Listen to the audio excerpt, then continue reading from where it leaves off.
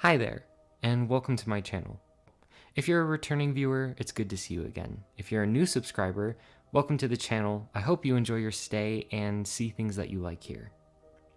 With Wildcard's announcement of ARK's fourth and final DLC, Extinction, a new interest in the lore of the game has sparked in the ARK community. As you must know, the lore of ARK is a very finite pool of content. So moving forward, this channel is going to be branching out into different types of content as well as ARK lore. There's no need to worry though, I'm definitely going to finish out the Explorer Note series and the explanations of the lore of ARK. If you have any suggestions for videos that you'd like to see on this channel, then definitely put them in the comment section below. You might even see them in a future video. So without further ado, welcome back to the Scorched Earth Explorer Note readings. Today we're going to be going over Dahkeya's journal notes. Thanks again for joining me, and enjoy, Survivor.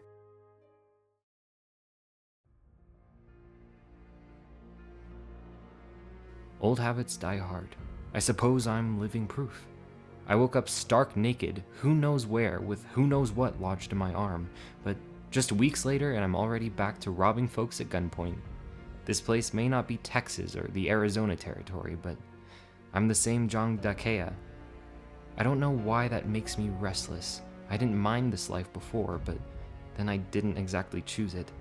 I just stumbled into it, or at least that's what I told myself. So much for that. Maybe this is just who I am. Sometimes the pennies a man won't part with willingly are worth less than the words he'll share with any stranger. Some of my new partners don't see that. Blondie's particularly blind to it. He's always looking for an excuse to pull the trigger, and he's stubborn as hell. He even still gets mad when we call him Blondie, as if any of us can pronounce that name of his. But if Blondie were calling the shots, that hunter wouldn't have told us about the group gathering to the southeast. And they'll have a lot more for the taking than animal hides.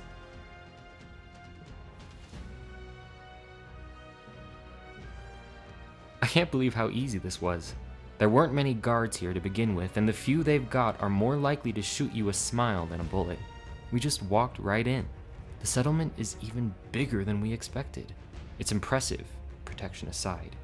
Everyone working together to build their own little paradise. Not that it'll last. If you ask them, they'll credit their leader, a woman called Raya. The others have spread out to find where the supplies are stored, but I'm feeling curious. Maybe I'll go find this mystery woman. Might be interesting. I don't know what brought me to this desert. My old man would say it was the spirits of our ancestors. Other folks might say God. Whatever it was, after talking to that woman, I realize now that I've been wasting what it's given to me. I have no history here. There are no posters showing off my sneering face, no posses hunting me. I can be any man I choose, so today I'm making a choice. The folks here don't deserve to be robbed. What they deserve is protection, and I'm the man to protect them. Hell, maybe they'll even call me sheriff. Blondie didn't approve of my decision. I've never been very good at persuasion, so I let my pistol make my case. The others saw it my way after that. Convincing Raya was a lot less trouble.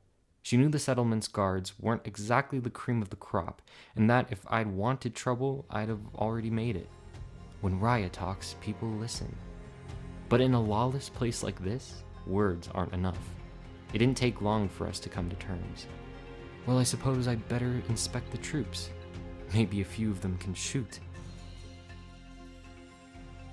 Now I know how the old man felt while he was teaching me how to hunt. We stopped seeing eye to eye even before I left the tribe, but I'll always thank him for the time he spent telling me the same damn things over and over again. Must have drove him wild inside, but he never showed it. Hasn't been easy to imitate that patience. Half of this sorry bunch is green as grass, and the half that isn't would rather hold a spear than a gun. At least they're improving, even if it's at the speed of molasses. Her Highness stops by on occasion, but thankfully, it's just for a gander. This would be even harder with distractions. My patchwork posse had their first real test today. Some of our gatherers ran into those big lizards a few miles west of the village, and one of them managed to come call for help.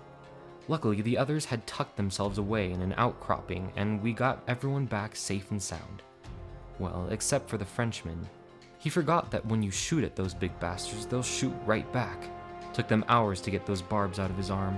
When we got back, I think I heard the words "thank you" more than any other day in my life. I didn't really know what to say in return. The townsfolk may be grateful for my protection, but that doesn't mean they like me. I don't mind. If they're looking for social graces, they ought to find Her Highness. Raya hates that nickname. She thinks I'm calling her stuck up, and I suppose I am, just a little. Can't imagine the woman's hands ever saw callus before she got here. That's not the whole of it, though. Take this business with that tower. She's got folks from all sorts of places praying to that damn thing, and she never really asked them to.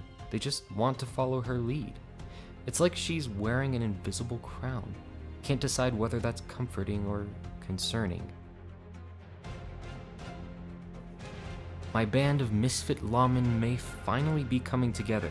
It's been a whole week since someone shot themselves in the leg or pissed their britches over a raptor. Maybe I'll finally be able to get some decent shut-eye. Probably too much to hope for. Every day Nosti grows a little bigger and I have a few more problems to solve. These giant bugs from the other day, for example. Found 2 of them playing around with pickaxes a few miles north of the river. I've never heard of any animals using tools. Not outside of the legends the elders used to tell about Big Owl and Coyote. Doesn't seem natural.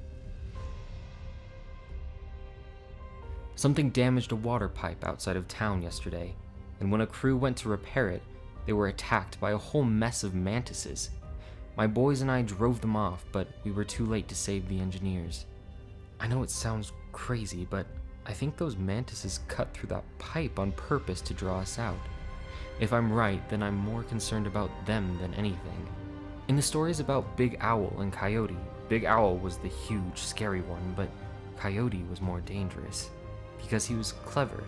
He'd trick man and monster alike, and everyone feared him. I never believed those stories, but I sure remember the lesson. I was worried that Raya would fight some of the new precautions my boys have been taking, but I guess I've earned a looser leash. I suppose I ought to lay off the highness talk then. Seems only fair. The other day, we even shot the breeze a little. First time we've talked about something besides what needs doing. Seems we're both a little worn out. Unlike me, she's used to being respectable and responsible, but being in charge means everyone wants your time and attention. This place hasn't been easy on either of us, or anyone else, but I'm still kicking so far. Come what may, I don't plan on stopping. Something like this was bound to happen one day. The bigger the town gets, the more value Raya has to it. And what happens to valuable things? People try to steal them. It wasn't a bad idea holding her for ransom like that. Too bad for those raiders, this is my town. I picked most of them off with a rifle as they tried to force her onto a pack animal, and my men finished a few others as they fled. One tried surrendering, but I had to send a message. If you pull a stunt like that in my goddamn town, you won't get any mercy. Not a single shred of it. That woman's got some nerve.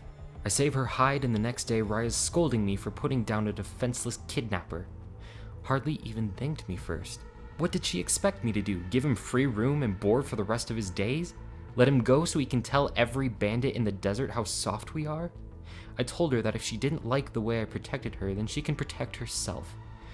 Should have kept my damn mouth shut. Now I'm stuck teaching her how to shoot 3 times a week. Gonna be at it forever, too. She couldn't hit a bison's ass from 5 paces. I do believe that my pupil is the first dead-eye Egyptian priestess the world's ever seen. It took a few months, but Raya's too stubborn to quit. I shouldn't have been so hard on her.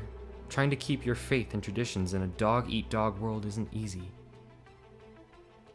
Hell, I couldn't even do it myself, and that was before the giant lizards were looking to take a bite out of my backside. During one lesson, she told me this story about how her goddess had a nice side and a nasty one. I think she meant something else, but the way I see it, we're the goddess. She's nice, I'm nasty, and we keep each other in check. Even after all this time in Nasty, I have trouble sleeping in the same bed every night. Sometimes I'll just toss and turn until I give up and go to sleep beneath the stars. Hell, I'm not sure we ever slept in the same spot twice back in the Russo gang. Thought I'd live that way forever, wild and free like Doc Russo. Probably die guns blazing like him too. Sounded better to me than withering away with the rest of my tribe as the world passed us by. I don't think Doc would recognize me now. I'm not the Apache nephew he taught to read and shoot. Matter of fact, if he were here, I'd probably have to shoot him.